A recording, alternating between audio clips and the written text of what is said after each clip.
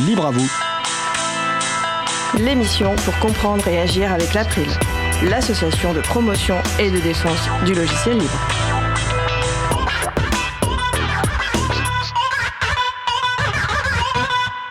Bonjour à toutes, bonjour à tous dans Libre à vous. C'est le moment que vous avez choisi pour vous offrir 1h30 d'informations et d'échanges sur les libertés informatiques et également de la musique libre.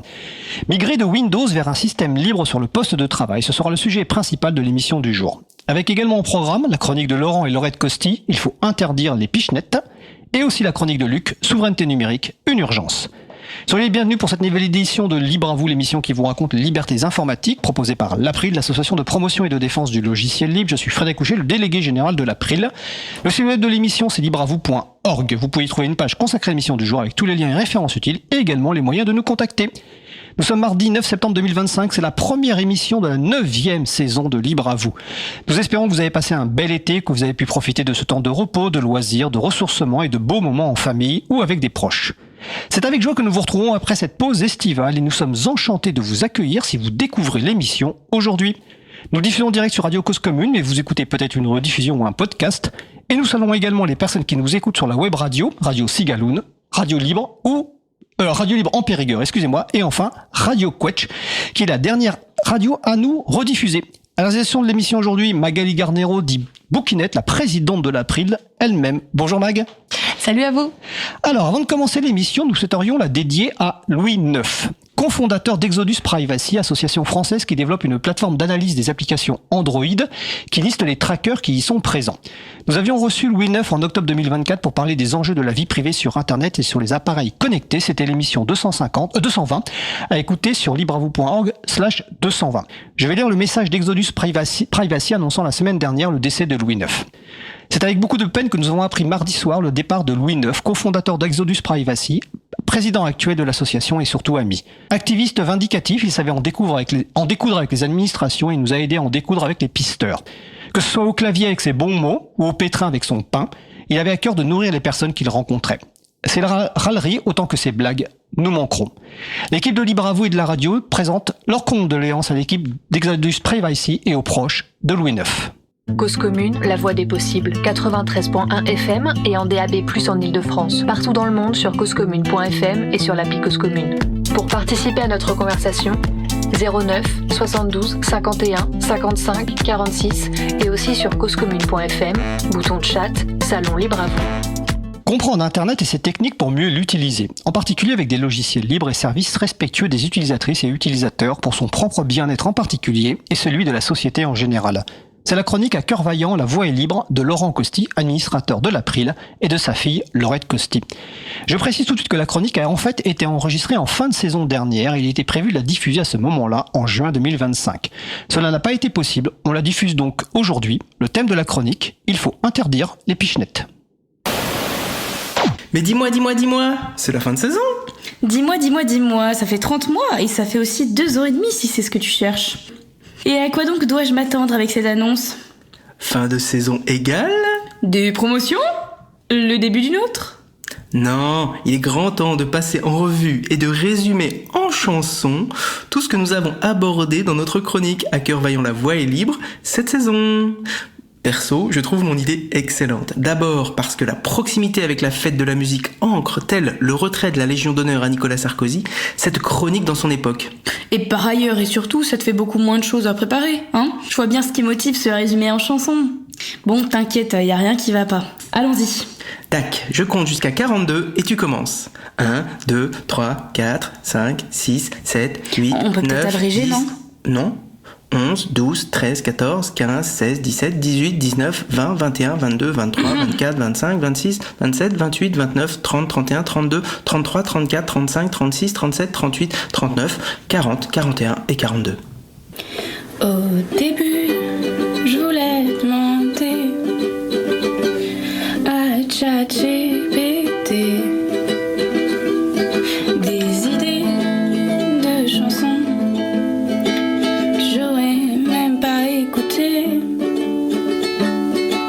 Mais je me suis dit qu'au-delà de la blague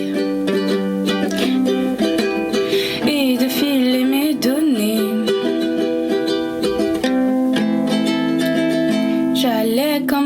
pollué. Alors de quoi est-ce que je vais bien pouvoir parler? Ça fait déjà 4 ans qu'on a commencé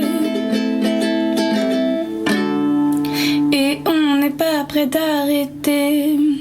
Alors continue d'avancer,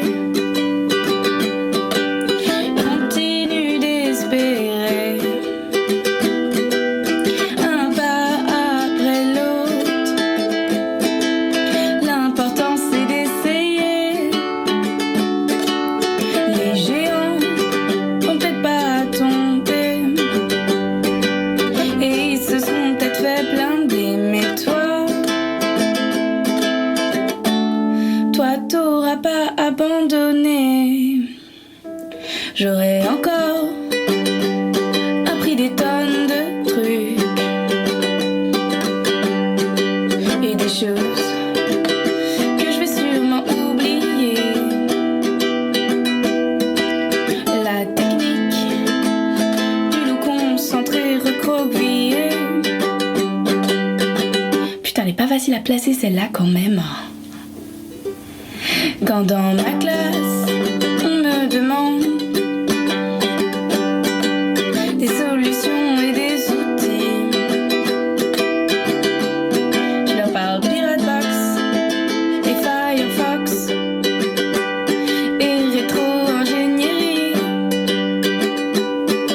Et quand on pense que Microsoft veut nous faire payer pour des licences qu'on n'a pas demandé, on se dit qu'il serait peut-être temps de bifurquer et de quitter ce chemin tracé. Alors continue d'avancer, continue d'espérer, un pas après l'autre. L'important c'est d'essayer. Les géants vont peut-être pas tomber et ils se seront peut-être fait plein de blé, mais toi t'auras pas abandonné. C'est pas parce que t'as rien à cacher qu'on peut fouiller dans tes données privées. C'est quand même pas compliqué. Alors continue d'avancer, continue d'espérer, un pas après l'autre. L'important c'est d'essayer. Les géants vont peut-être pas tomber et ils se seront peut-être fait plein de blé, mais toi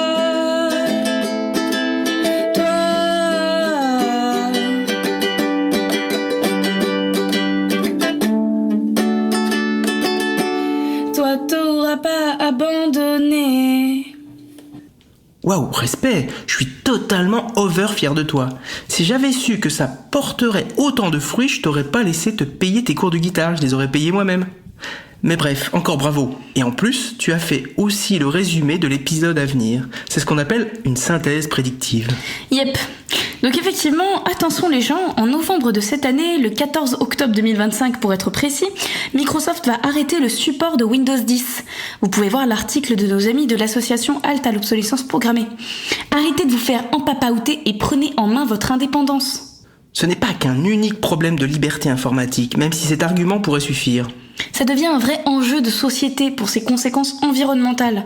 Si on en croit Green IT, donc vous pouvez aussi retrouver la référence sur la page de la chronique lors de la publication du podcast, 240 millions de PC ne pourront pas être reconditionnés faute de pouvoir y installer Windows 11. Moi, dès qu'on dépasse les centaines, je suis un peu perdu. T'as pas une image pour me faire une idée ? Ouais, ok. On va faire grossier et on va poser nos hypothèses de départ. Comme ça, les gens pourront adapter. Prenons une épaisseur moyenne de 2 cm pour un ordinateur portable fermé. 2 fois 240, ça nous y fait donc, si on les empile, une tour de 480 millions de centimètres de hauteur. Attends, je retiens 2, je secoue, je multiplie par pi fois 1 divisé par pi et je mets ça dans un beau tableau à colonnes qui met en évidence les unités comme on m'a appris à l'école primaire. Ça ferait pas 4800 km ? C'est ça. Quand on se souvient que le Mont Blanc est évalué à une hauteur d'environ 4800 mètres, ça nous fait donc une hauteur d'ordinateur équivalente à 1000 Mont Blanc entassés les uns sur les autres.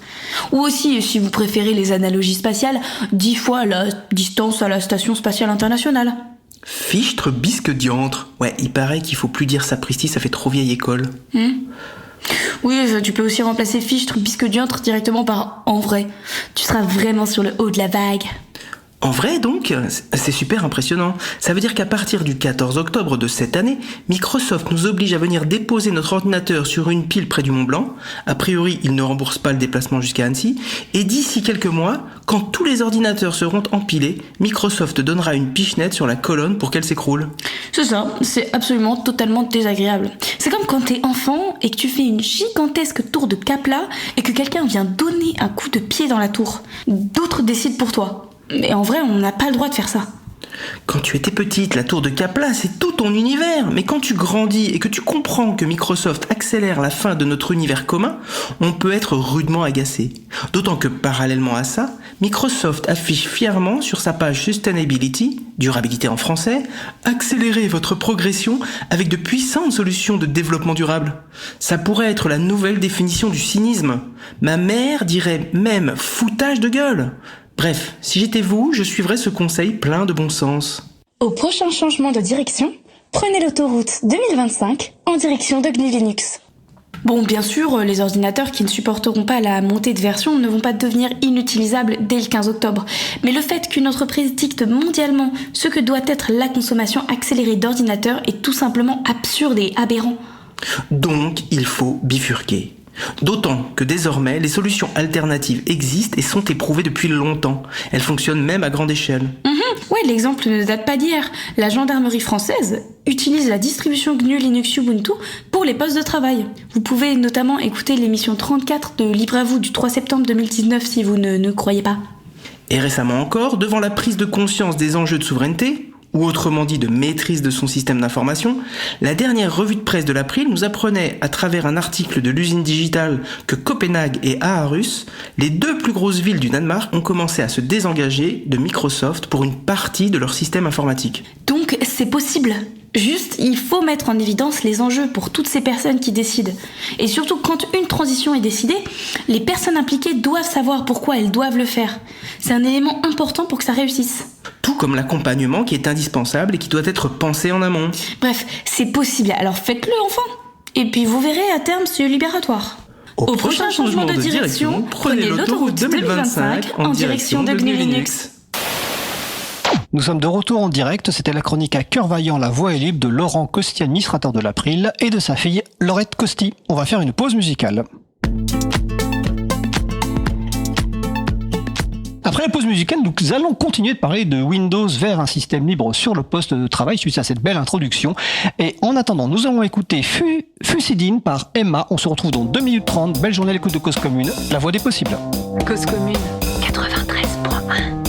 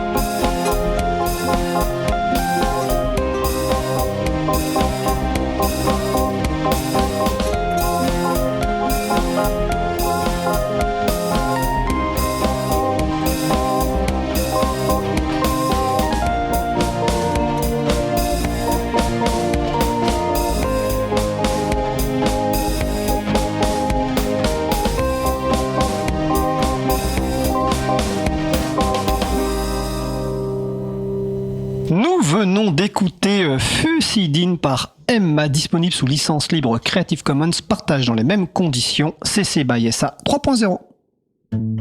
Retrouvez toutes les musiques diffusées au cours des émissions sur causecommune.fm et sur libreavou.org.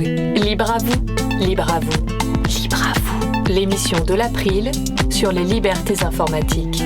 Chaque mardi de 15h30 à 17h sur Radio Cause Commune, puis en podcast. Nous allons poursuivre par notre sujet principal, excellemment introduit par la chronique de la famille Costi juste avant, qui va donc porter sur migrer de Windows vers un système libre sur le poste de travail, avec nos invités Isabelle Carrère de l'association Antanac, que vous avez l'habitude d'entendre sur Cause Commune, Julien Negros, responsable technique de l'administration système chez Enercop. Je vais les laisser se présenter, mais juste avant, si vous souhaitez participer à notre conversation, vous pouvez venir sur le salon web dédié à l'émission sur le site causecommune.fm, bouton de chat, salon libre à vous.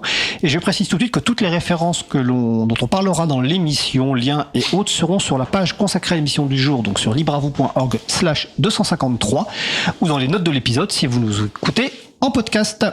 Bonjour Isabelle. Bonjour. Bonjour Julien. Bonjour. Alors on va commencer par la question traditionnelle de présentation personnelle. On va commencer par Isabelle Carrère. Oui, bonjour. Alors donc je vais présenter Antanac, parce que moi on s'en fiche. Tu présentes qui tu veux. C'est Antanac que je vais présenter, que j'ai fondé. Donc comme ça, voilà, je suis présentée comme étant juste la fondatrice et présidente. La coprésidente. Maintenant on a changé de gouvernance, okay. Mais en tout cas fondatrice, oui, tout à fait.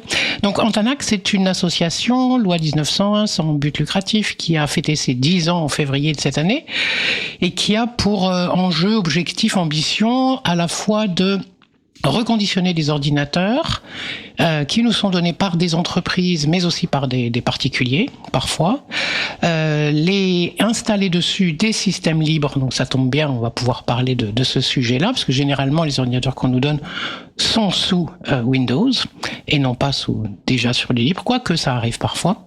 Et ensuite on les donne aux adhérents-adhérentes.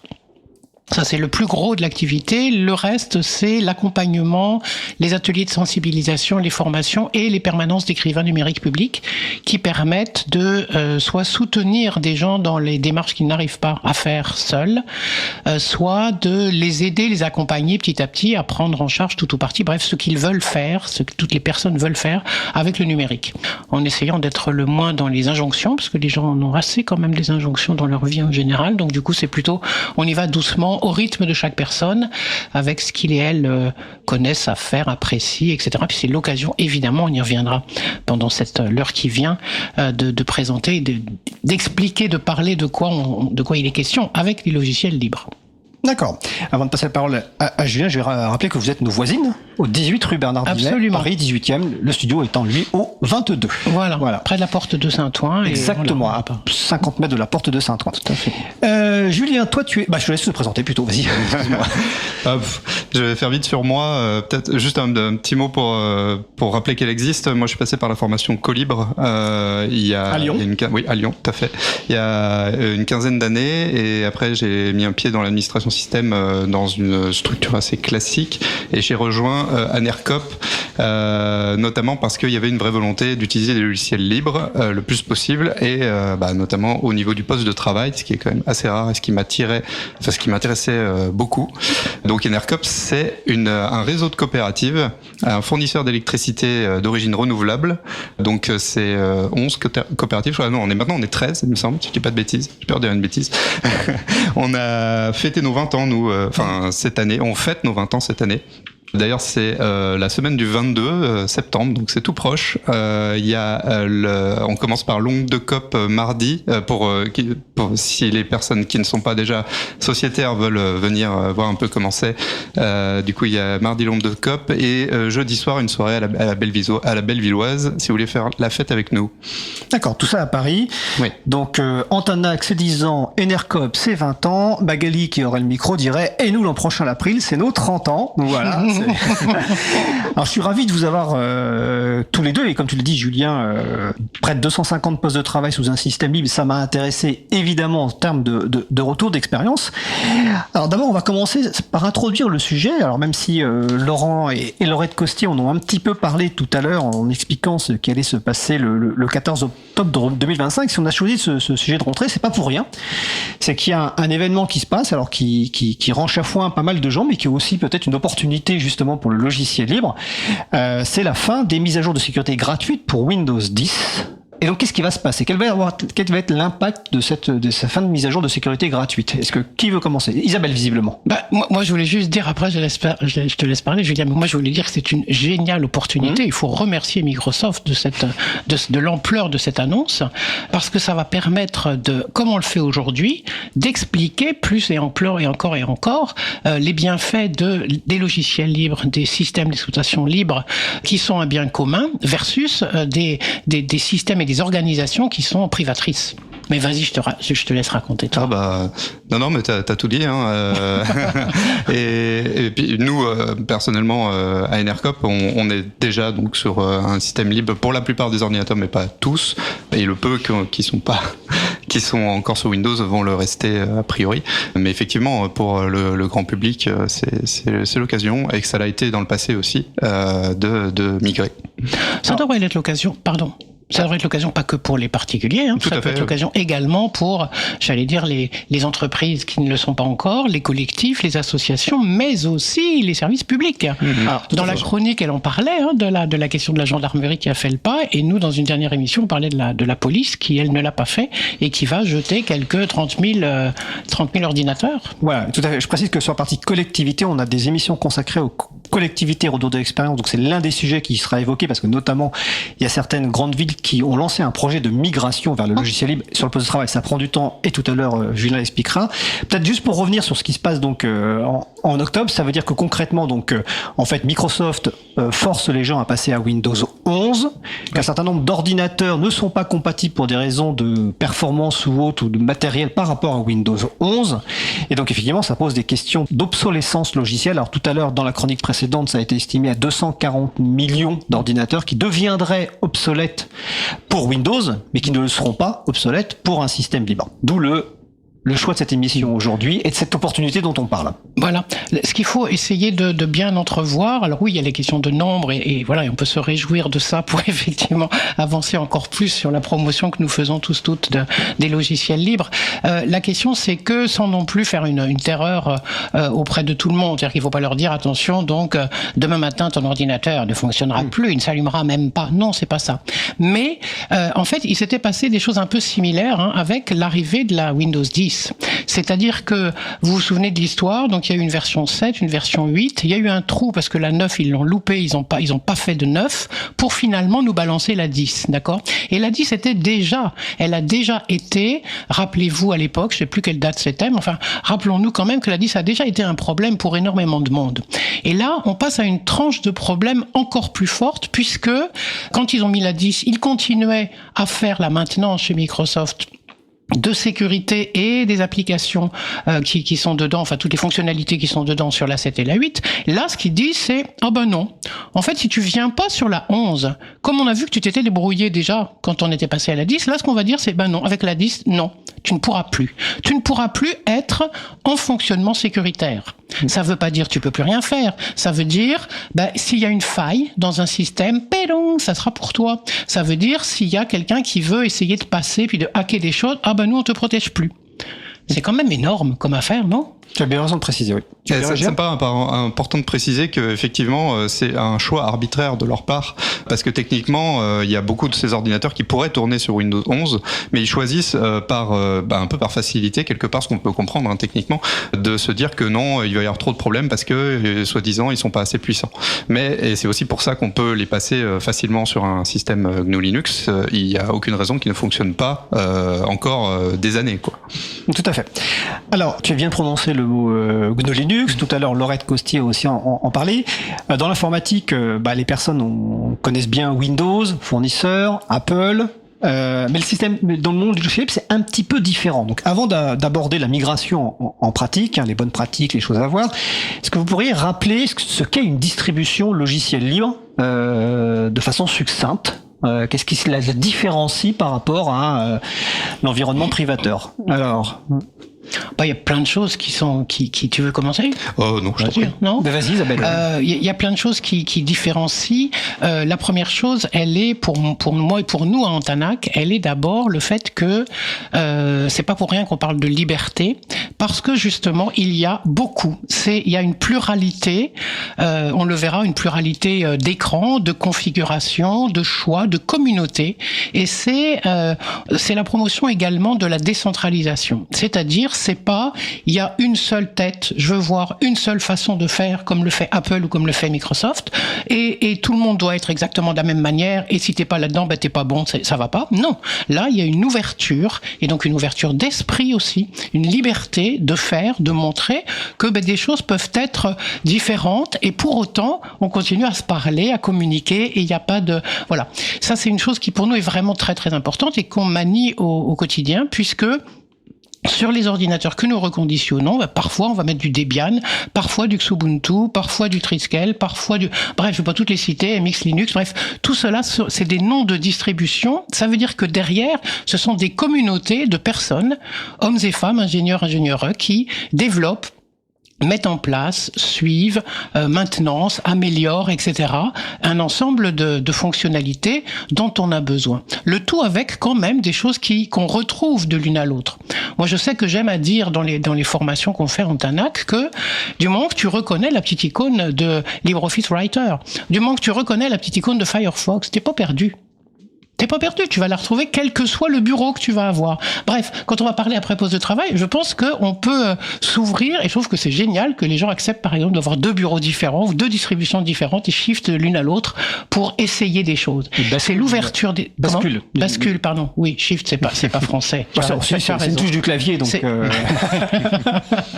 Et donc bascule de l'une à l'autre et s'autorise à ne pas suivre simplement une seule voie. Moi, c'est ça que j'apprécie, et que je pense qu'il faut qu'on arrive aussi à comment dire, il faut calmer la peur de tout le monde avec ça. C'est-à-dire, c'est pratique, j'ai l'habitude, je sais faire. C'est au contraire, waouh, je m'ouvre, et au lieu de manger toujours des carottes, je peux manger aussi des endives et des betteraves. D'accord. Donc Isabelle a bien posé le contexte. Elle a employé le terme distribution GNU Linux, distribution libre. Est-ce que peut-être tu veux préciser ce que c'est? Oui, Julien. Oui, alors c'est quand on parle de GNU Linux, c'est que on a donc un système qui se base, sur lequel on rajoute des logiciels par-dessus le noyau qui fait un peu la communication avec entre le matériel et le logiciel. Donc le noyau Linux, qui est aussi utilisé dans Android d'ailleurs, mais là on parlera pas de distribution GNU Linux.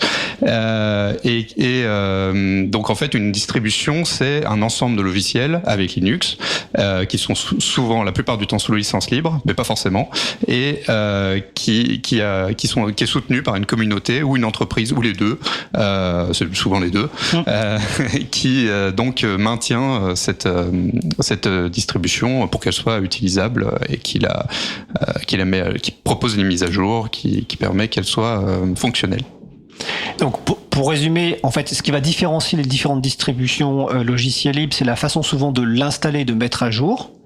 Mais finalement, les gens qui découvrent le monde du logiciel libre et qui nous écoutent doivent se dire que, in fine, on va retrouver les mêmes logiciels libres dont on va parler tout à l'heure, LibreOffice, Firefox, The GIMP, Scribus pour la mise en page, et que derrière, il peut y avoir effectivement différentes communautés, alors plus ou moins actives, et peut-être que je vous poserai la question tout à l'heure, savoir quel rôle ça a par rapport justement au choix de la distribution, comment ça se passe, et que pour les entreprises, on anticipe un petit peu, il y a des entreprises qui font du support dédié à des distributions logicielles libres. C'est-à-dire qu'une entreprise qui migre vers du logiciel libre n'a pas forcément à gérer tout en interne. C'est ça, Julien? Tout à fait. D'accord. Ok. Donc on a posé le cadre. Donc on se dit les gens se disent c'est l'occasion Windows 10 de peut-être envisager de migrer vers du logiciel libre. Donc là on va attaquer le gros de l'émission. Donc comment faire en pratique, et j'aimerais vous faire réagir sur la fin de la chronique des Costi, de la famille Costi, où Laurette et Laurent expliquaient que 2 points importants, informer les personnes de pourquoi il y a cette migration. Alors peut-être que j'en parlerai plus pour toi Laurent, parce que sur la partie grand public on a un peu compris, mais sur la partie entreprise. Et 2, anticiper l'accompagnement, donc le mot-clé accompagnement. Alors déjà, au niveau par exemple ENERCOP, donc ça fait plusieurs années que vous avez migré un certain nombre de postes de travail, une bonne partie en tout cas 250 vers le logiciel libre. Ouais. Quel a été l'argument, quelles a été les raisons qui ont été mises en avant pour expliquer aux personnes d'ENERCOP qu'il y aurait cette migration? Alors, je suis un peu obligé de contourner la question parce que la migration, je ne l'ai pas connue personnellement. Elle a eu lieu il y a longtemps, je crois que c'était en 2014. Donc à ce moment-là, ça a peut-être été fait différemment que ce qu'on fait maintenant, parce que du coup, nous, les personnes arrivent avec un poste qui est déjà sous Linux. Mais c'est un petit peu pareil, finalement, je pense que c'est les mêmes interrogations. Nous, ce qu'on fait, du coup, c'est qu'on explique aux personnes la philosophie du logiciel libre, pourquoi on a choisi d'utiliser en majorité du logiciel libre, même si beaucoup de personnes utilisent du logiciel libre parfois sans le savoir. Donc on rappelle aussi qu'il y a des choses qui sont familières pour eux, et elles et eux. Et on essaye donc de les accompagner, notamment quand ils arrivent, en leur montrant leur poste de travail. On leur fait une démonstration de l'environnement de bureau. En l'occurrence, là, c'est GNOME. Et on leur montre que c'est finalement assez facile à utiliser, instinctif, avec aussi un petit peu les modifications qu'on a apportées. Alors c'est des modifications qui sont très simples, c'est juste des installations d'extensions par exemple, pour des choses qui nous paraissent mieux pour l'usabilité du bureau. Et on leur dit qu'ils sont pas lâchés non plus, qu'ils peuvent venir nous poser des questions quand ils veulent, et on leur fournit une documentation aussi sous forme de wiki. Et on a notamment une documentation du bureau, ce que je pense est assez rare parce que c'est malheureusement un standard. On a l'habitude d'avoir toujours la même chose dans les deux OS, systèmes d'exploitation privateurs les plus répandus. Vu qu'ils sont assez familiers, c'est pas nécessaire d'avoir une documentation sur ça normalement, mais nous on en a une. D'accord. Effectivement, je me souviens qu'il y a une dizaine d'années, ENERCOP avait publié un article expliquant le choix du logiciel, notamment pour des raisons effectivement éthiques, politiques. On remettra le lien, je le retrouverai. Ou c'est peut-être une interview de Julien Noé qui est un. Je crois que c'était quelqu'un d'autre à l'époque. Son nom m'échappe. Alors, David Affagar. Ouais, David Affagar. David Affagar. Bon, ne retenez pas les noms. On mettra le lien. Isabelle. Ouais, je voulais poser la question. C'est une documentation qui est en libre accès? Seulement pour nos utilisateurs et utilisatrices, en l'occurrence. C'est vrai qu'on pourrait. C'est pas partageable? Partagé? Non, mais c'est assez spécifique parce que, alors nous, on parle de distribution ENERCOP, même si derrière c'est une Debian, et que finalement on a fait des modifications mais qui sont pas forcément énormes, surtout pas celles qui sont visibles directement. D'accord. Mais donc je suis pas sûr que ça parlerait à tout le monde. C'est pas Alors ça c'est un point intéressant, c'est que vous avez pris une distribution qui existe déjà, qui s'appelle Debian, vous l'avez adaptée aux besoins d'ENERCOP. Dans l'introduction tout à l'heure dans la chronique, Laurette ou Laurent parlait de la gendarmerie nationale qui depuis je crois que 2005 ou 2006 a entamé aussi une migration qu'ils ont fini. Et c'est pareil, la gendarmerie a fait la même chose, sauf qu'elle a pris une autre distribution, qui est Ubuntu, et elle a adapté, elle a donc sa propre distribution par rapport aux besoins, et le nom de la distribution, c'est Genbuntu. Donc je salue Marie-Odile qui nous a rejoint sur le salon web de l'émission pour me signaler ce nom-là. Isabelle, j'ai une petite question. Donc Julien a expliqué que quand les personnes arrivent à ENERCOP, on leur explique la partie un petit peu philosophie du libre, les raisons de ce choix, avant de leur montrer techniquement comment ça marche. Est-ce que vous faites la même chose? Est-ce que c'est pas forcément évident, parce qu'on pourrait se dire, je vais d'abord commencer à leur montrer que finalement ces personnes peuvent faire la même chose qu'avec un autre système, voire mieux, et ensuite je leur parle de la philosophie. Ça pourrait être autrement, je ne sais pas. Alors tu as raison, mais en fait je pense qu'on fait les deux. Maintenant que tu me poses la question, j'ai dit oui tout de suite parce que aux personnes à qui on donne un ordinateur, j'allais dire on les prévient avant. C'est-à-dire, à partir du moment où on dit aux gens, pour avoir un ordinateur, vous allez passer par la case Antanac, vous allez être adhérente d'Antanac. Du coup, on leur dit, une adhésion, ça veut dire à la fois adhérer d'un point de vue verser une cotisation si vous le pouvez, mais aussi et surtout adhérer dans le sens être d'accord avec les principes de l'association et les principes du libre. Et donc, du coup, c'est de fait, on le fait avant. Mais tu as raison, dans les permanences d'écrivains publics ou dans les formations ou les ateliers, c'est l'inverse qu'on fait, puisqu'on leur dit, allez-y, asseyez asseyez-vous. Ah, mais je connais pas. Comment ça tu connais pas? Tu vois pas où est le traitement de texte? Voilà. Et du coup, on y va dans l'autre sens. Et c'est après qu'on amène le et pourquoi, et comment tu peux paramétrer toi-même ton ordinateur. Et parce que ces gens-là sont des personnes qui souvent vont commencer par les ateliers et ensuite vont nous demander un ordinateur. C'est souvent comme ça. Donc du coup, tu as raison, fais les deux. Ah, puis je pose aussi la question pour des personnes qui voudraient accompagner des migrations. C'est une question qui peut se poser. Est-ce que je commence par montrer en pratique, je convainc par la pratique? Est-ce que je commence par un peu expliquer la philosophie ou pas? Et je sais qu'il y a différentes approches, notamment dans les groupes d'utilisateurs de logiciels libres par rapport à ça. Il y a même différentes approches chez les fabricants, j'allais dire, ou les développeurs de logiciels. Par exemple, si je parle de LibreOffice, il y a des tas de gens qui me disent « Ah ben oui, mais en fait, je l'ai déjà utilisé sur Microsoft. » C'est-à-dire que eux, ils ont choisi de le faire en disant « on va être suffisamment costaud même pour tenir sur d'autres plateformes, d'autres systèmes d'information et d'exploitation. » Et du coup, quand après, on leur parle de LibreOffice, oui, ils le connaissent déjà. C'est assez futé aussi comme façon de faire. Alors ta remarque est excellente parce que je n'y avais pas pensé, mais parce que là, le sujet de l'émission, c'est on migre le système entier de Windows vers un système libre, mais une façon de commencer la migration pas à pas, en fait, c'est de commencer sur son Windows à installer des logiciels libres qu'on va pouvoir retrouver ensuite sur un système libre. Et donc finalement, le système aura changé derrière, mais on utilisera le même logiciel. Donc LibreOffice, OpenOffice. Exactement. C'est ce qu'on fait parfois quand on ressent vraiment une espèce de les gens ne veulent pas, ou que les gens viennent nous voir avec leur ordinateur, puis ils sont quand même amoureuses encore de leur ordi, puis ils veulent pas changer. Et donc du coup, on y va doucement. Ploup, on met une petite bulle. Et effectivement, par exemple, LibreOffice. Voilà. C'est aussi une autre façon. C'est-à-dire que on n'est pas obligé de devenir nous aussi violente sous prétexte qu'on veut libérer. Ça serait dommage, non? Et donc du coup, on y va parfois doucement et de manière à ce que les gens ne se sentent pas ni perdus, ni surtout dépossédés.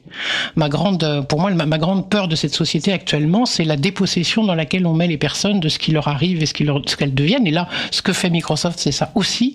Donc pour moi, ça participe de quelque chose d'insupportable dans le capitalisme ambiant.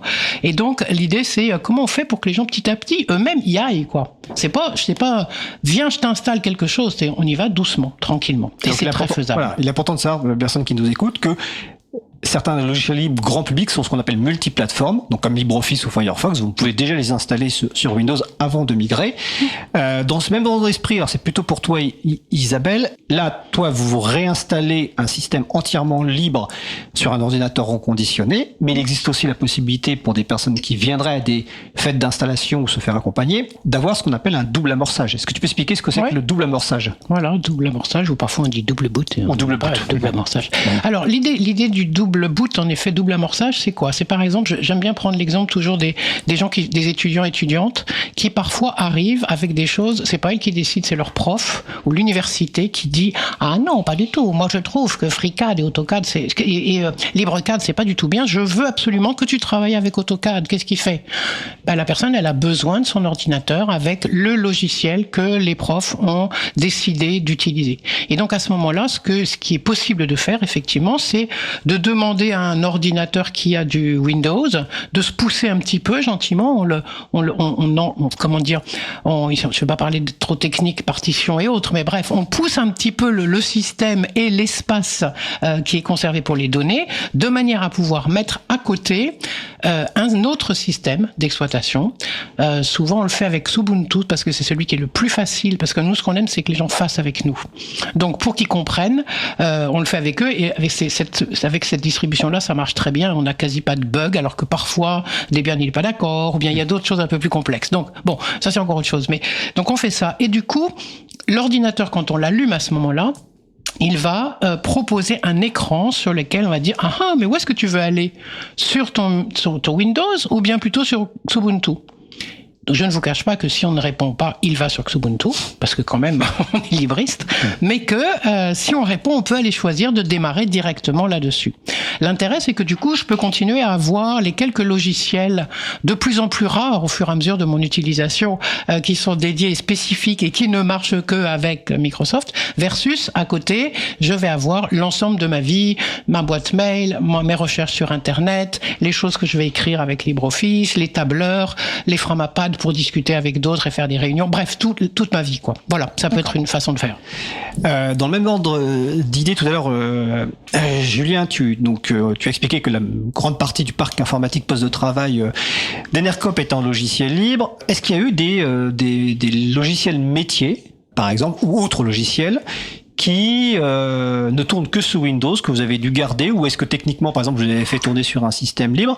Est-ce qu'il y a ce genre de choses qui existent encore? Parce qu'on sait, enfin, il y a longtemps, c'était la problématique de certains logiciels métiers qui ne tournaient que sur un environnement particulier. Est-ce que vous avez, vous, cette problématique à Enercop? Oui, on l'a.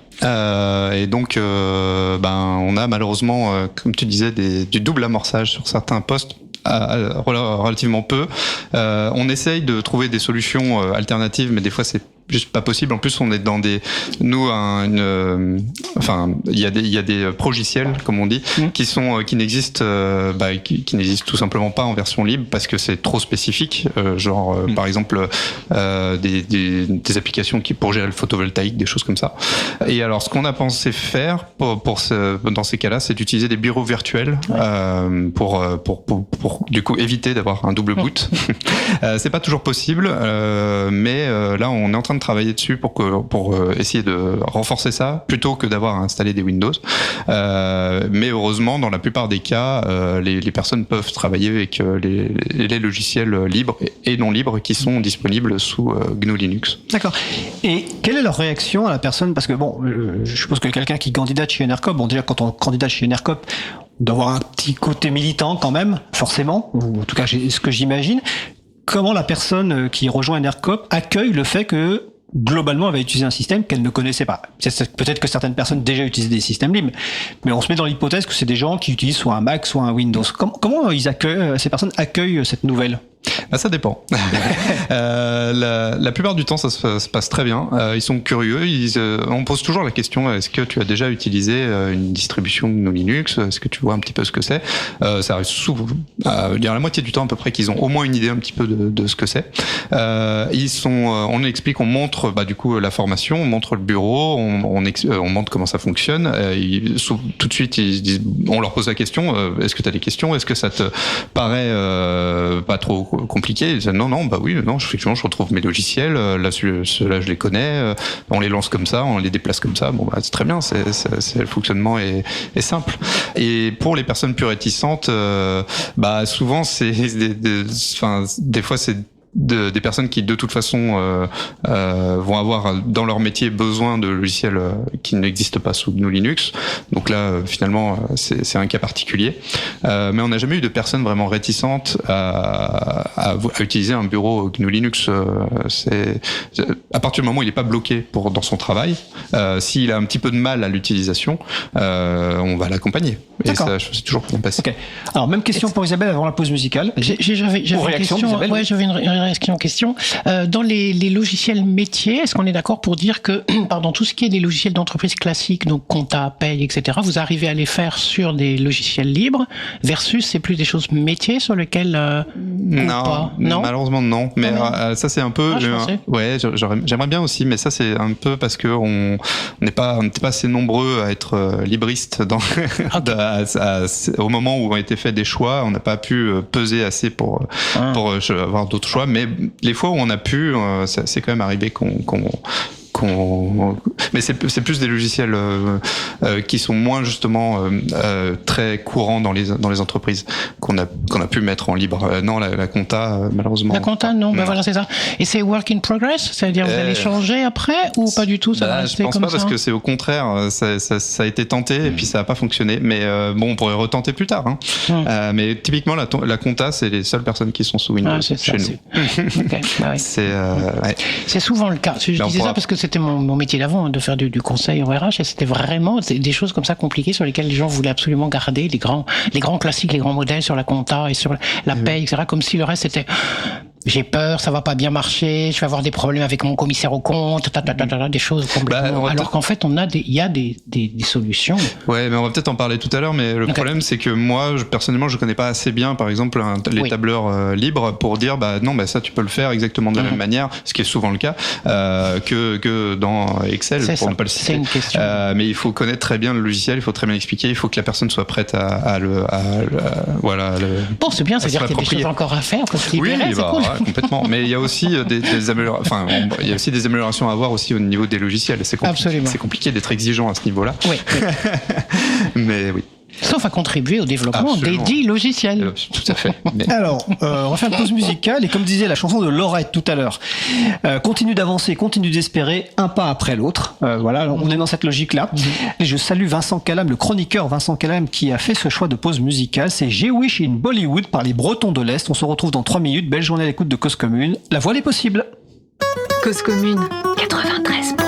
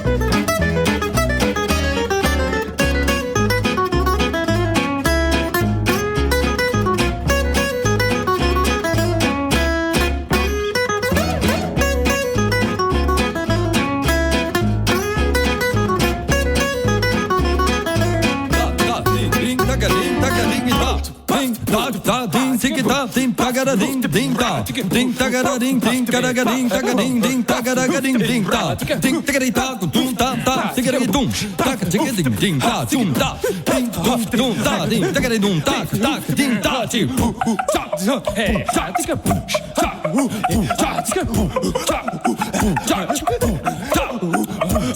gotta make it to fun, gotta make it to pop, gotta make it to fun, middle, who, ha, wanna go higher, who, ha, wanna get a cool pie, who, ha, wanna get higher, who, ha, wanna get a cool pie, tap, tum, ta, dip, tap, sabap, dip, dip, it up, tum, ta, dip, tap, sabap, dip, tap, dip, ba, dip, dip, dip, dip, ba, dip, zam, ba, ba, dip, dip, dip, dip, zam, ba, dip, ba, dip, ba, dip, ba, dip, ba, dip, ba, dip, ba, dip, ba, dip, better, zip it, ding, ding, ding, ding, da, ding, ding, ding, da, ding, ding,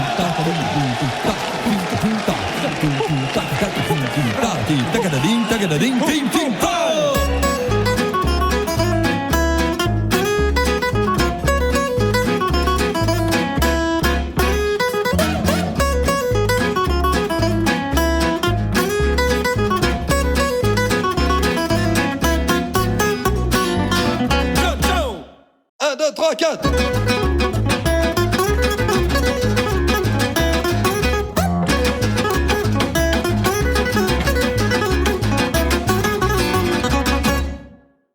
Je me suis fait avoir, j'avais oublié la fin. Nous venons d'écouter Jewish in Bollywood par les Bretons de l'Est, disponible sous licence art libre.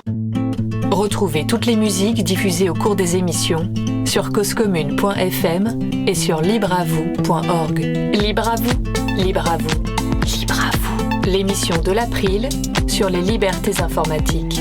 Chaque mardi de 15h30 à 17h sur Radio Cause Commune, puis en podcast. Donc nous allons poursuivre notre discussion qui concerne la migration de Windows vers un système libre sur le poste de travail, toujours avec Isabelle Carrère de l'association Antanac et Julien Negros, responsable technique de l'administration système chez Enercop, fournisseur coopératif français d'électricité d'origine renouvelable.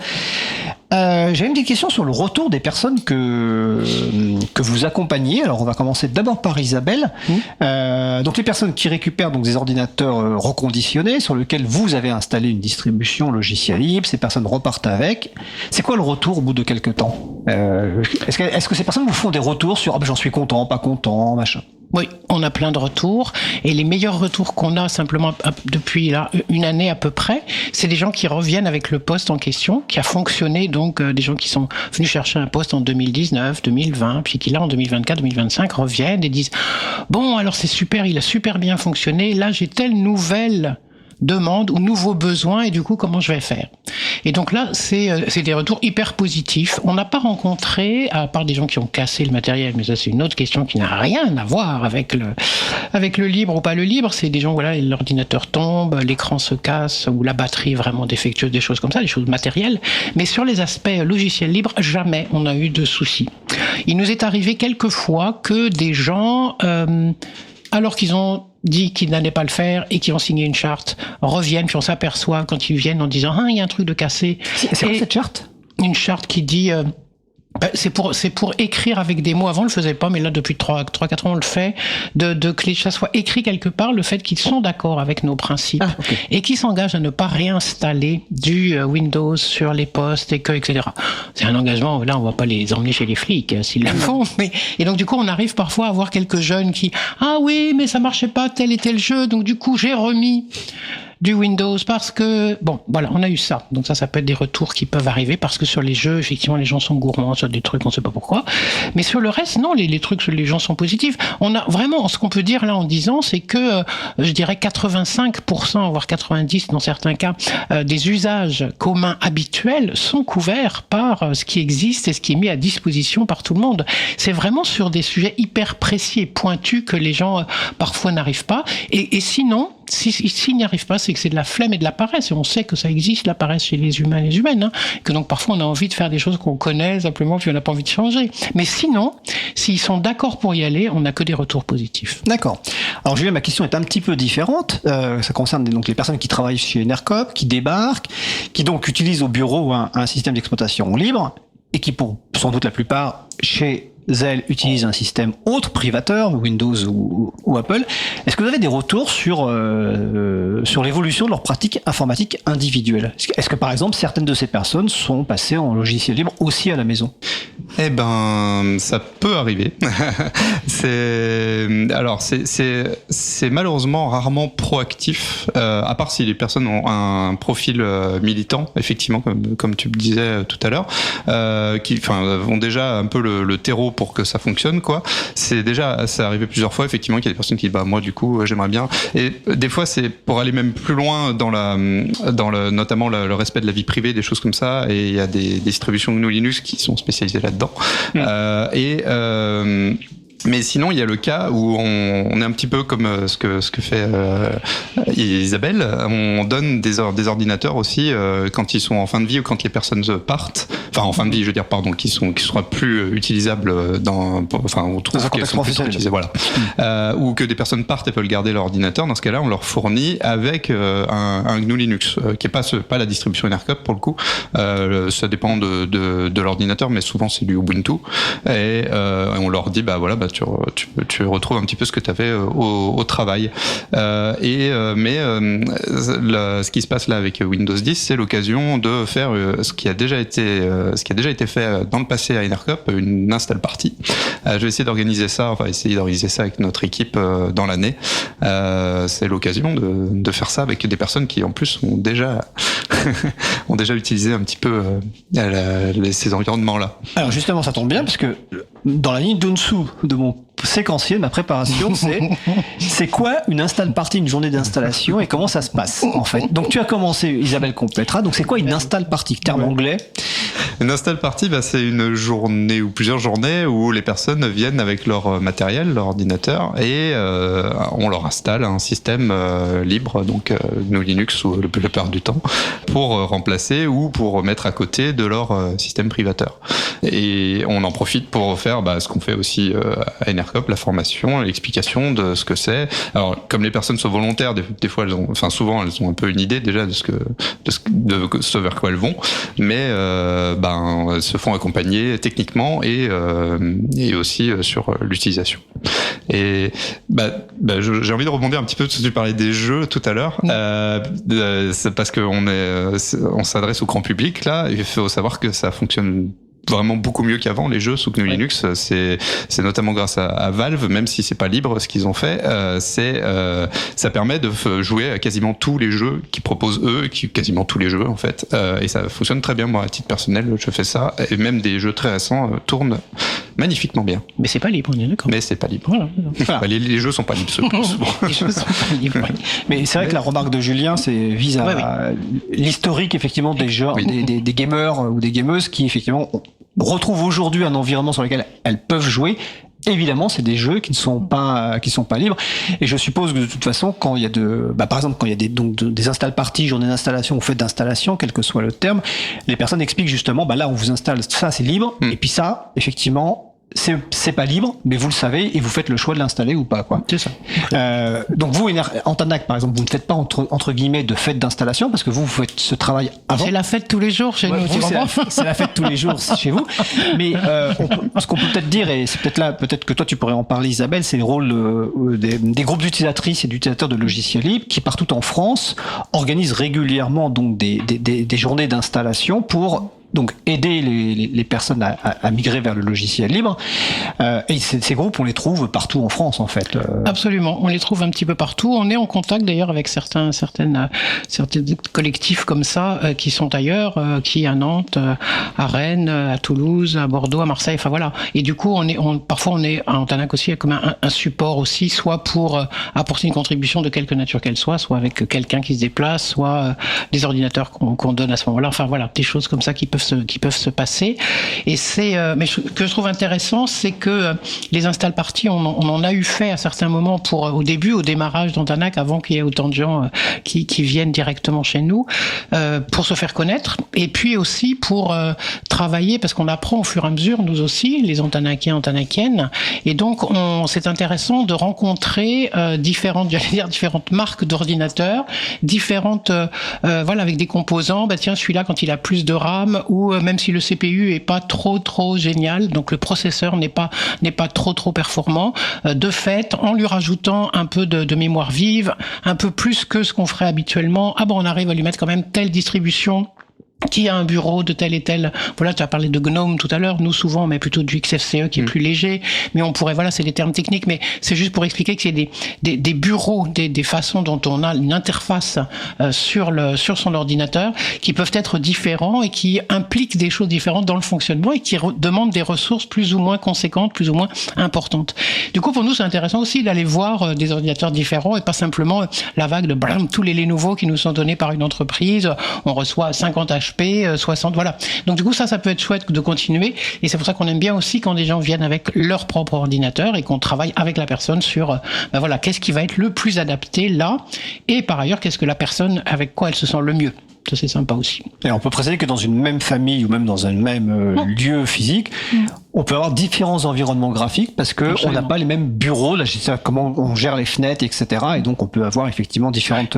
Et c'est une des forces du logiciel libre, d'avoir ce choix. On fait ça parfois quand on donne des UC. Donc, parce que là, on parle comme si c'était des unités portables. Ouais. Mais voilà, quand on donne une unité centrale dans une famille, par exemple, où on sait qu'il va y avoir 5 utilisatrices, du coup, on met des bureaux et des environnements pour chaque personne, parce que les jeunes, ils veulent pas qu'on aille fouiller dans leurs affaires, leurs documents, et on peut tout à fait leur mettre un bureau différent, et donc on peut s'amuser aussi avec des choses. Et on peut préciser qu'il y a des distributions orientées enfants, comme par exemple Primtux, si vous voulez, et il y a même des logiciels libres, comme j'ai compris, par exemple spécifiques, avec différents niveaux, voilà. Donc pour obtenir, parce que pour obtenir de l'aide, donc il y a ces fameux groupes d'utilisatrices ou d'utilisateurs de logiciels libres, des structures comme Antanac, mais il existe aussi sans doute des forums sur lesquels les personnes sont très actives, non ? Des forums sur Internet, tu veux dire? Ouais, des forums sur Internet, ouais. Alors ça, j'en connais pas. Là, je saurais pas répondre là-dessus. Bah, il y a, à part les forums de chacune des distributions, où on va chercher. Ah, pardon, c'est ça que tu parlais. Je crois que c'est pas ma question, c'est savoir, est-ce qu'il y a des forums, est-ce qu'ils sont spécifiques ou autres? Ah oui, d'accord. Moi, c'est les seuls que je connais, c'est ça. Bah, justement, ouais, mais finalement, les wikis et les forums des distributions sont pas forcément cloisonnés à leur distribution. Il y en a qui sont très bien fournis, très actifs. Bon, alors c'est plutôt anglophone, mais on pense à, c'est pas obligatoirement grand public, si je peux me permettre. Ouais, mais alors il y avait la volonté de faire ça, je trouve, côté Ubuntu et la communauté, et l'association française Ubuntu a pas mal contribué là-dessus. Je crois que c'est toujours le cas. Hein. On se retrouve souvent quand on cherche des choses sur Internet à se retrouver sur un wiki d'Ubuntu FR. Il y a aussi Debian qui est pas mal non plus. Hein. Et il y a de l'entraide sur Internet qui est trouvable facilement. Alors je réagis par rapport au salon web parce qu'on vient de signaler quelque chose sans rentrer dans les détails parce qu'on va en parler plus en détail bientôt dans l'émission. Il y a la ville de Grenoble qui vient de mettre à disposition donc dans les maisons d'habitantes et habitantes de Grenoble. Alors je crois de mémoire qu'il doit y avoir une dizaine, un kit logiciel libre donc alors version numérique et version papier donc avec des informations sur des logiciels libres à découvrir, des services libres aussi pour les gens dont tu parlais par exemple tout à l'heure de Framapad, c'est un bloc-notes coopératif en ligne et si les personnes sont intéressées, je les renvoie sur le site chatons, donc avec un s.org, chatons.org, sur lequel il y a plein de services libres à disposition. Donc la ville de Grenoble vient de mettre en place ce kit logiciel libre et je pense qu'on les aura bientôt dans Libre à vous pour en parler plus en détail. Oui. Mais le temps file, j'ai envie de poser une question par rapport justement à ces fêtes d'installation ou autres. Quelles erreurs ne pas commettre pour aider les gens à migrer vers le libre? Parce que je donne le contexte, il y a je sais pas, il y a 10-20 ans ou quelque chose comme ça, c'était telle personne maîtrisait telle distribution, donc voulait absolument par exemple l'imposer à une personne. Voilà, c'était une erreur assez classique. Est-ce qu'aujourd'hui il y a des erreurs à ne pas commettre ou des points de vigilance par rapport au matériel, je ne sais pas. Qui veut commencer? Julien? Ouais, un petit. Je pense que il faut penser aux besoins de la personne. Il faut un petit peu lui demander ce qu'elle compte faire, quel matériel elle utilise aussi, quel périphérique, quelle chose elle va brancher sur son ordinateur, pour pas qu'elle regrette d'être passée sur un système libre si elle se retrouve coincée pour faire les choses qu'elle a l'habitude de faire.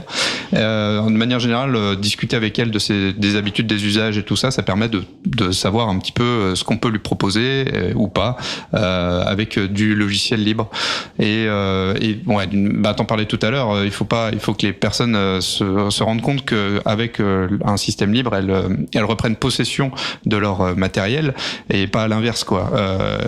Si malheureusement elles ont besoin d'un logiciel qui n'existe pas ou qui existe de manière moins efficace en libre, il faut pas forcer la chose, il faut l'amener, comme tu disais, avec une petite graine, quoi. Peut-être pas à pas, peut-être un autre logiciel auquel ils n'avaient pas pensé. Je pense qu'il faut pas être directif, quoi, trop. Isabelle, sur cette question? Ouais, et moi j'ajouterais, je suis d'accord avec ça, j'ajouterais quand même qu'il y a des problématiques. Par exemple, nous à Antanac, c'est vrai que je peux pas dire le contraire. Chaque Antanacien, chaque personne du noyau d'Antanac, on est une 15-20 personnes à peu près à être là comme ça au quotidien, puis à faire des choses comme ça sur les ordinateurs. On a chacune nos préférences entre guillemets. Et c'est vrai qu'on aurait tendance aussi à dire bon, moi je vais plutôt installer ça. Et bon, il y a une question qui reste quand même vraie, c'est la question, même si ça c'est beaucoup amélioré ces dernières années, c'est la question de ce qu'on appelle les pilotes, les drivers. C'est-à-dire que si j'ai une imprimante à mettre parce que la personne elle a son imprimante puis qu'elle va pas en changer puis que l'imprimante ça nous gonfle ça vraiment. Mais il faut bien qu'on en tienne compte. Tu vois, là c'est plus le genre, c'est plus qu'est-ce qu'elle veut, mais c'est plutôt qu'est-ce qu'elle a besoin, qu'est-ce qu'elle a l'habitude de faire. Bon là ça c'est une vraie problématique parce que il y a quand même toujours de manière résiduelle des imprimantes qui vont mieux fonctionner telle marque avec telle. Il y a vraiment des distributions qui ont fait des gros efforts, donc les listes de ce qu'il y a comme pilote sont vraiment énormes, donc ça c'est vraiment chouette, on arrive à trouver.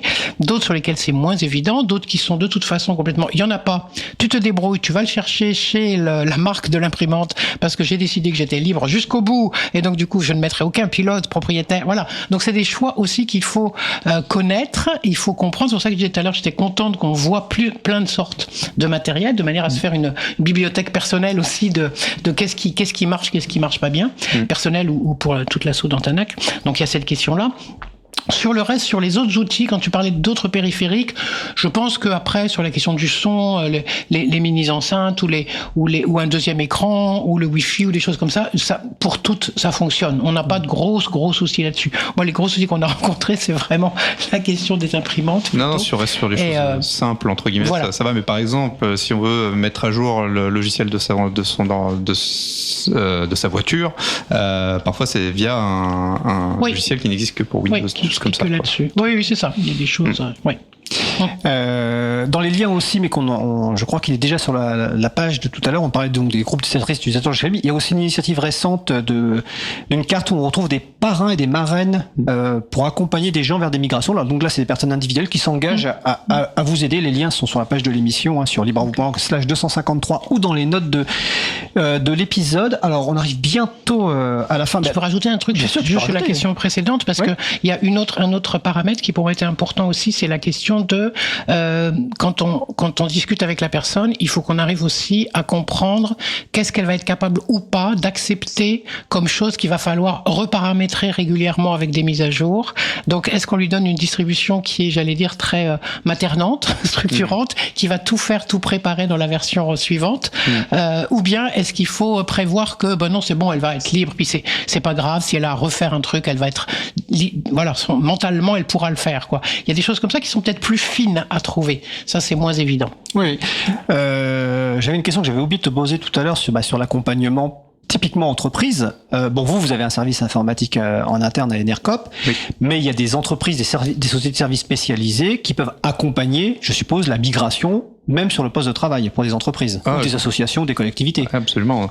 Nous, on travaille de manière étroite avec Easter Eggs, qui nous fournit la distribution.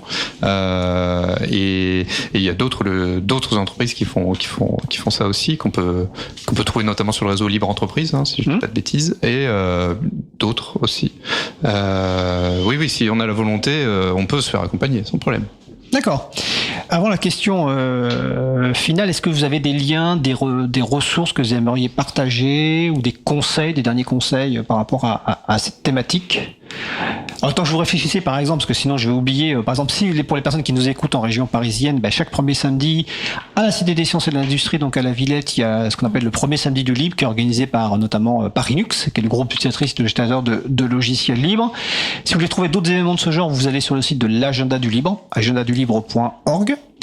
Il faut aussi mettre le site évidemment de Framasoft, dans lequel il y a quand même aussi beaucoup de choses, d'explications qui sont hyper bien faites, très pédagogiques, pour voir de quoi on parle, et notamment pour toutes les utilisations des associations et des collectifs. Ça me fait toujours hurler quand je vois que des associations sont encore avec Apple ou avec Microsoft. Moi, j'arrive pas à comprendre comment des gens militantes. Alors je sais, ils me disent après toujours, mais Isabelle, on peut pas s'occuper de tout, donc nous on a notre sujet, et voilà, je trouve qu'il est important.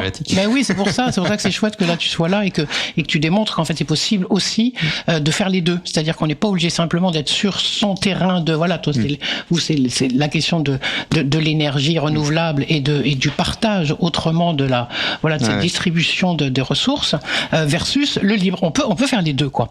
Et donc moi ça j'aimerais vraiment bien que des associations utilisent de plus en plus et qu'on arrête de me proposer des trucs avec de Google ou je sais pas quoi pour répondre à des choses pour des assos. Moi, je refuse désormais, personnellement, après c'est un choix personnel, pas antanacien, mais je refuse personnellement de répondre si on m'envoie un Google Forms et non pas un Framaforms.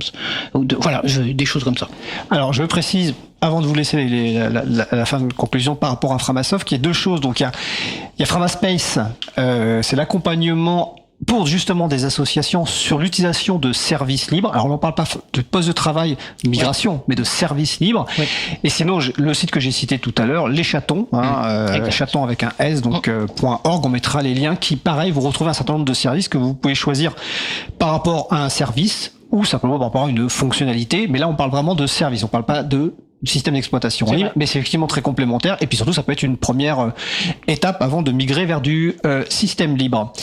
Et après on pourrait faire la suite, mais ça serait l'objet d'une autre émission sur les téléphones. Exactement, mais alors, oui, avec plaisir, on pourrait effectivement faire la migration sur le téléphone. C'est un peu plus compliqué, mais on en a déjà parlé il y a quelques années sur Libre à vous. Alors ça a pas mal évolué depuis, donc effectivement, on pourra en refaire une, de migrer effectivement sur un système libre sur un téléphone. Je crois que la dernière fois, c'était il y a 2 ans avec Murena et Fairphone, si je me souviens bien, avec Gaël Duval et Agnès Crépet. Qui font un super boulot. Qui font un super boulot, effectivement. Donc dernière question, on va commencer par Julien, c'est la question finale traditionnelle. Pour conclure, quels sont les éléments clés à retenir de cette émission en 2 minutes maximum, chacune et chacun? Donc toi, Julien. Eh bien, je dirais qu'on a tout à gagner collectivement en tant que société à passer sur le logiciel libre, donc ça, des logiciels et évidemment le système d'exploitation, parce que ça va avec.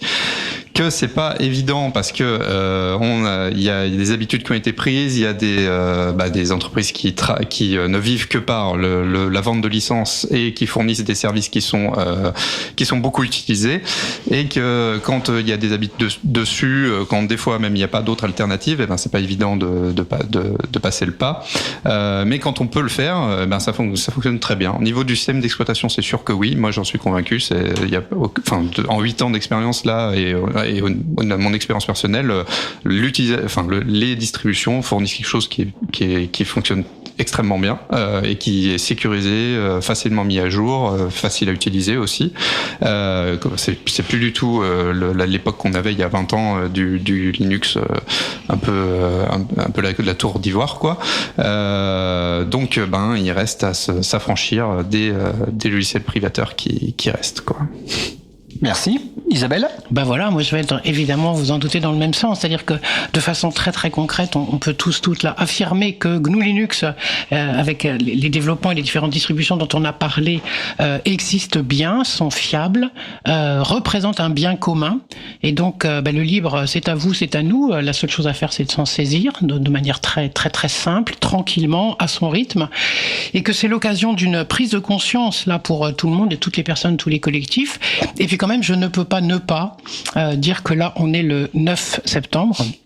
Et que le 9 septembre, c'est la veille du 10, et que du coup, c'est un sujet hyper politique, cette question du libre et cette question des choix, des outils que nous avons et des réponses que nous apportons à des entreprises, des sociétés capitalistes qui veulent nous faire aller dans un sens plutôt que dans un autre. Et donc, sachant ce que nous voulons, c'est-à-dire que nous, à Antanac, en tout cas, on veut co-construire les politiques publiques, on veut pouvoir participer à qu'est-ce qui est décidé.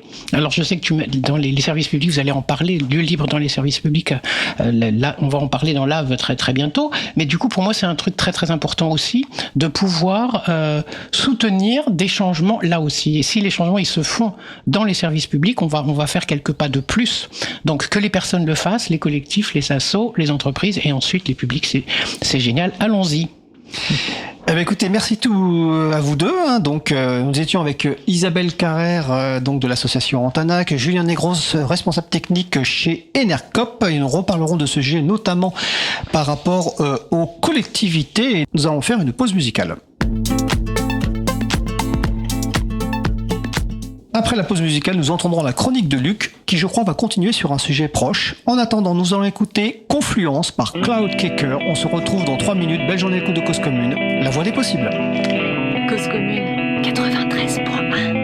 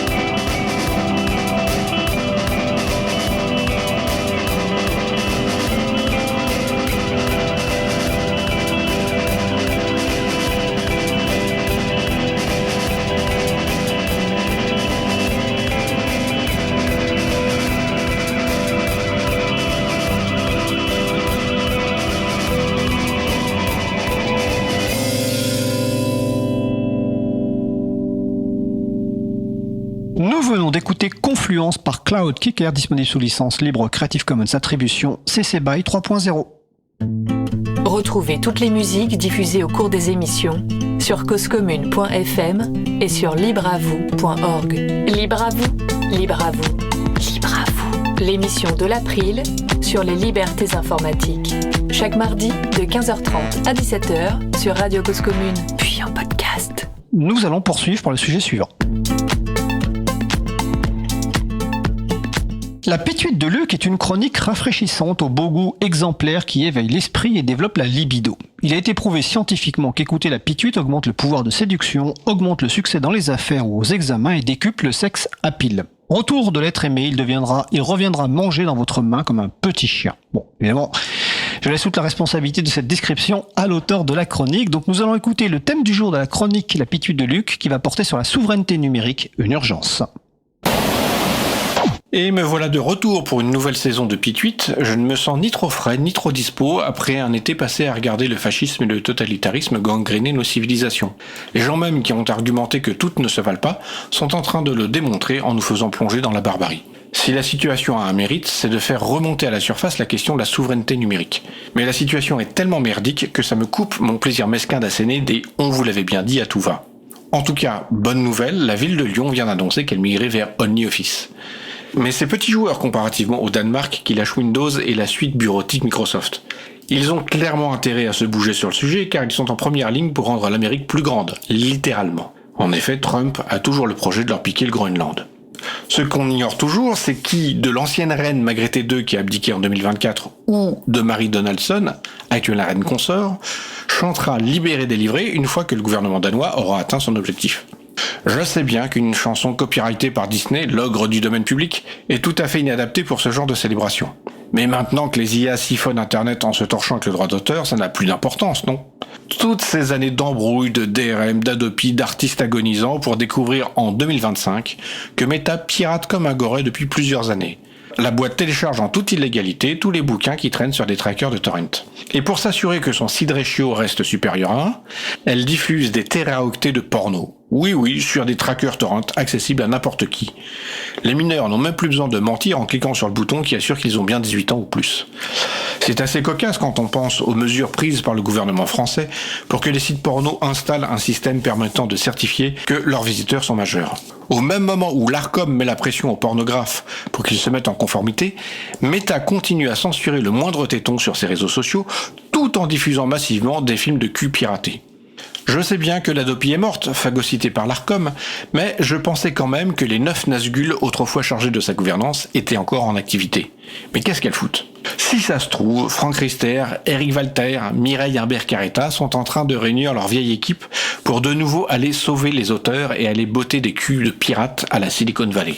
J'imagine que ça prend du temps parce qu'avant de reprendre les armes, il faut que Christine Albanel comprenne que le firewall OpenOffice est sans effet sur les IA. Ou alors, malgré leur talent, le rituel pour extraire Frédéric Mitterrand des enfers est plus compliqué que prévu. Vous n'êtes pas convaincu ? Mais une autre explication crédible serait que leur indignation et leur hargne à défendre une certaine vision du droit d'auteur, hier, sont inversement proportionnelles à la puissance de l'adversité. Ça ferait d'eux des lâches et des hypocrites, et ça, je refuse de le croire. Autre signe que certains esprits affûtés sentent le vent tourner, une commission sénatoriale a fini par faire avouer à Microsoft qu'ils étaient incapables de garantir la protection des données personnelles selon les règles européennes. Qui aurait pu prédire ? Microsoft a dû admettre qu'il ferait ce que le gouvernement américain leur demanderait de faire, mais en ajoutant que ça n'était jamais arrivé jusqu'à maintenant. Espérait-il vraiment rassurer les sénateurs ? Chez Microsoft, il n'y a pas que le code qui est buggé. Les règles européennes qui s'appliquent aux entreprises de la tech sont dans le viseur de Trump. Ce n'est pas un hasard. Quelques patrons de GAFAM, dont Énergie Masculine Zuckerberg, se sont plaints auprès de lui d'être empêchés de répandre leurs méfaits en Europe. Trump surfe sur une dynamique totalitaire au sein de laquelle la réalité doit se plier à la fiction, et qui n'a ni règles ni limites. Cette soif de pouvoir total est au final un truc que le squatteur de la Maison Blanche partage avec les GAFAM. Ils n'ont aucune intention de se limiter aux États-Unis, et c'est pour cela que Trump prétend qu'en coulisses, ses homologues européens l'appellent le président de l'Europe. Il ne faut pas comprendre ça comme une connerie de plus, mais comme un objectif à atteindre. Nous avons besoin de nous affranchir d'urgence de l'emprise informatique américaine, qui est probablement le levier le plus puissant qu'il possède sur nous.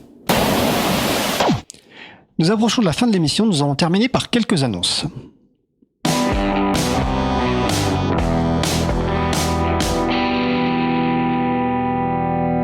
Les infos utiles concernant ces annonces de fin donc sont sur la page consacrée à l'émission du jour, sur libreavoue.org/253 ou sur le site causecommune.fm ou dans les notes de l'épisode si vous nous écoutez en podcast.